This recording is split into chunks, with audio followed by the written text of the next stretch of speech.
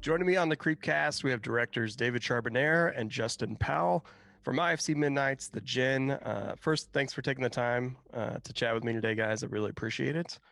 And congrats on both your films. You have The Djinn, The Boy Behind the Door. Both are coming out soon, but we got The Djinn up first from IFC Midnight on May 14th. And we were so happy to have the North American premiere at Panic Fest. Our audiences raved about it. And it was a real gut punch for me when I watched it. So we'll get into that in a minute. But when I watched the film, I actually thought in the times we're living in, you shot this during the pandemic. But I found out that might not have been the case because it was one location. It was isolation horror. Tell me about, when you shot it and how you decided to go with an isolation horror film. Yeah, it's well, first, thank you guys for actually screening it at Panic Fest. That was like a lot of fun to actually follow and participate in. Yeah. It was It's a great festival, especially like to just have the ability to have things out in festivals during these wild times and people actually see and enjoy your films. It's just like I don't know, it's a great privilege. So thank you so much for that. Yeah, of Um, course. but in terms of like, yeah, how we came to, make like an isolation horror, we did shoot it way before COVID. We shot it back in 2018. And we really love single location, claustrophobic horror movies. I mean, that's just some like when they're well executed, they're just so tense and they can be very relatable. So that was one thing, but honestly, like the biggest factor was originally Boy Behind the Door was going to be a go in 2018, and that movie ended up getting pushed. And we had kind of resolved amongst ourselves, like we're shooting our first movie in 2018, like we're doing that. So we looked at like the resources we had already gone through like a robust like audition process for Boy Behind the Door, and we had discovered Ezra, and we also had access to this apartment that was gonna kind of expire in like a little over a month. And we were like, well, these are two really strong elements. Can we build a story around that? And that's literally what we did. We took our limitations and we actually built a story from those limitations. So unlike all of our other scripts, it wasn't something that we had been like, working on for like years and like, had all the luxury of like, let's just use our imagination. We were just like, okay, here's what we've got. Um, can we build something really fun out of this? And somehow we managed.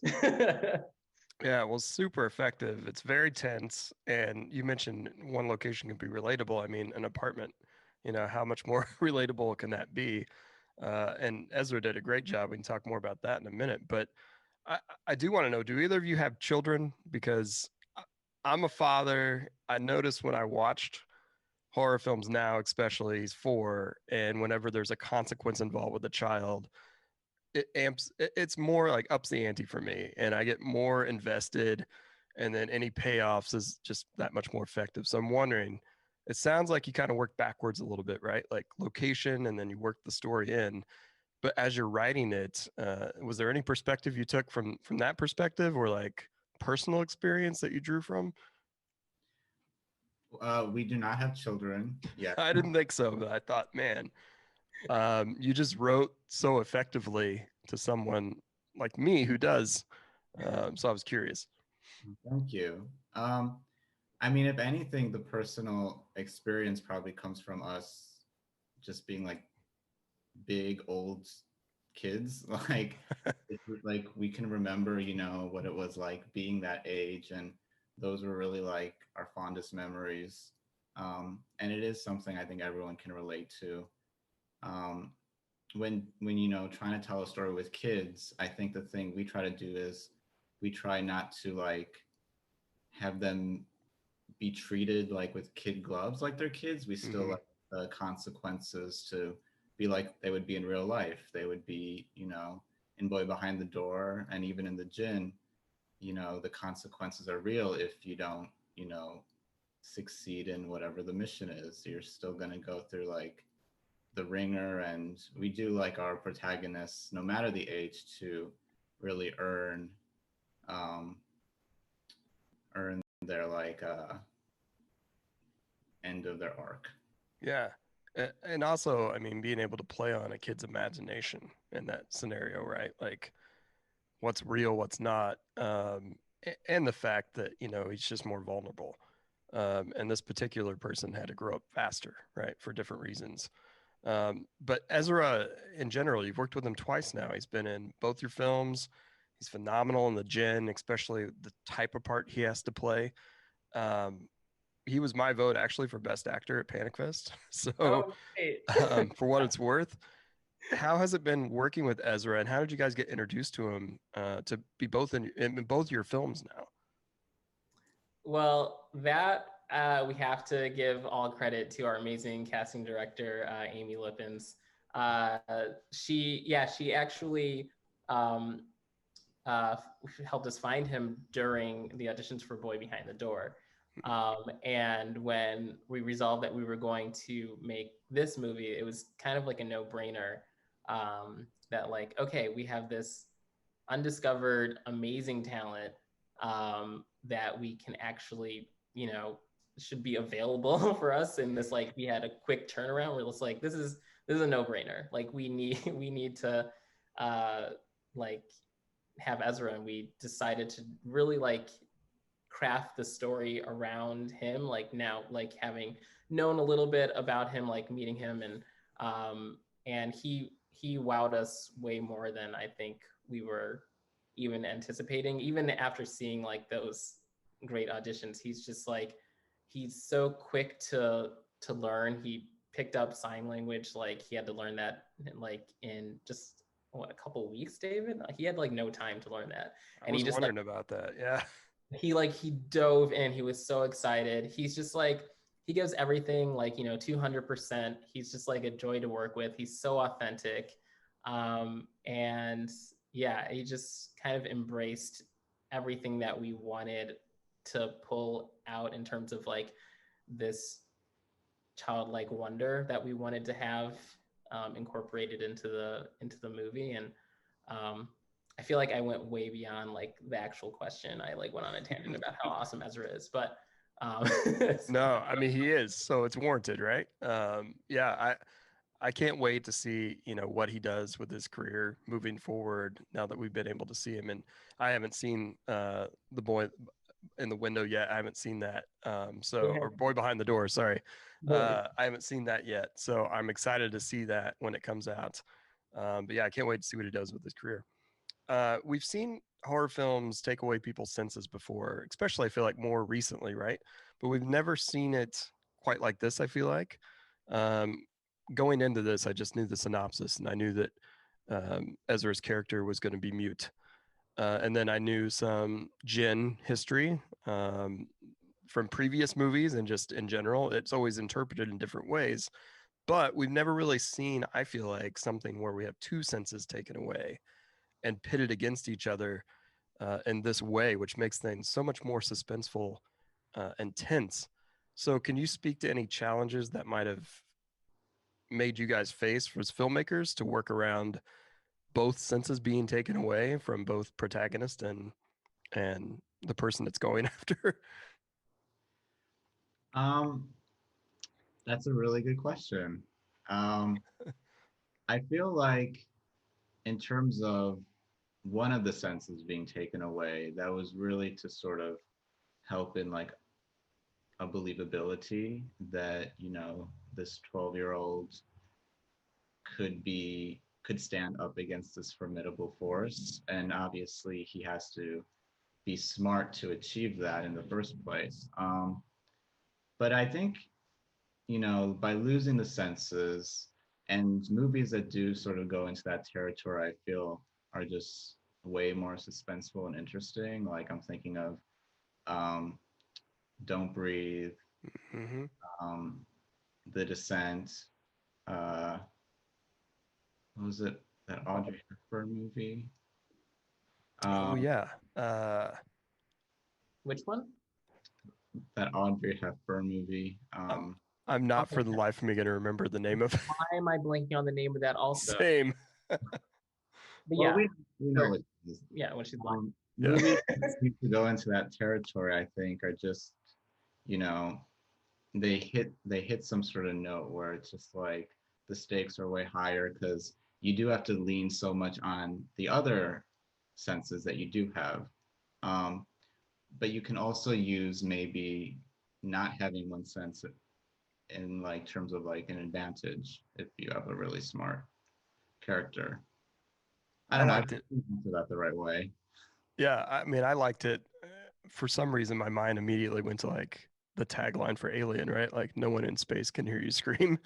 And just thinking about that, like, well, if you're in an apartment and you could scream, then it would make sense, like, right away that you're like, well, why couldn't he just yell at someone else in the apartment, like next door? And they can't do that. So I thought it was really effective in that sense of like utilizing your location and then adding some limitations to make it more believable in that sense. I That want was to talk. a big reason actually that we did it. And Oh, yeah. in addition to that, that was another thing that was partially born out of limitations because we didn't want, like, since we were in an apartment and we had all these neighbors around, we didn't want to like freak them out with like this child screaming all the time. So Yeah. like, we wanted to make him, we were like, how can we avoid that? Because like realistically, he's always going to scream. And so we're like, oh, well, what if he's mute? And so that's where that like Oh, wow. came from, which then led to him being like, oh, it makes sense that he would then want to make a wish. What is an organic monster that like would fit in with him wanting to make a wish, which led to the Djinn. And so like everything was built piece by piece from these limitations that we Everything stemmed from not having permits. Yeah. That's Permit- incredible. Yeah, that's incredible, like back way to build into something like that and have it work like perfectly. Thank you. I wanted to talk about the score. Justin, I saw a post on Twitter about Matthew James, the composer that did the score of this, and that you're kind of a geek when it comes to movie scores. So I'm just curious, what were some of your favorite movie scores, soundtracks, or something like that that we can check out and kind of put in the background while we work? Oh my God. I love Put you on the spot a little bit. So feel free to just throw out any that come to mind that you like. I love too many. I mean, I love The Thing. I love I'll try to do some modern ones. I love The Descent. Oh my God. A Quiet Place has a really excellent soundtrack. That's ironic we bring that up.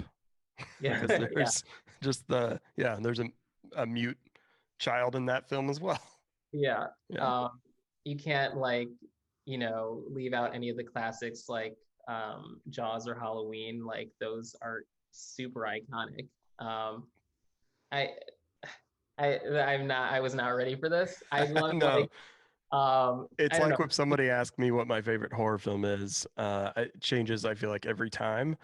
Exactly. There's so much there's so much great score out there, especially like I feel like horror scores are really underrated.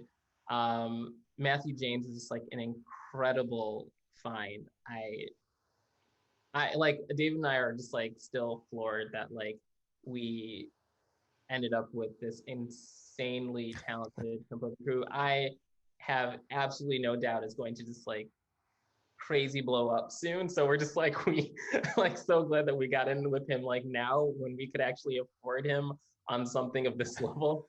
And we're just like want to latch onto him and just like take him it's along. like between Matthew and Ezra, you guys kind of hit the jackpot, right? Like they're probably both going to blow up in due time. Have you ever listened to any of Carpenter's new music that he's been putting out and going on tour with? You mentioned Halloween, which of course, but man, it's still like just as good as the score. It's crazy. Yeah, it's crazy. Yeah. Now, I think we should probably like finish with a question that's on everyone's mind, and it's if the Djinn could grant you guys one wish, what would it be, regardless of consequence? Oh no. We'll start with David. You want to start? I put Justin on the spot before. I feel like it's your turn. Okay. So without consequence, he's not going to use it against us. For this scenario, we'll say no. Yeah. Um, One wish. This is a hard question. It's gonna sound like really corny and everything. Probably just like for like the health, good health and happiness for like the people around me, friends and family. Important in a time like this too. I would have been, you should have just been, see, that's a reasonable answer. Selfish one was just more wishes. So you can't ask for that, Justin, but what do you had some time to think. What do you think?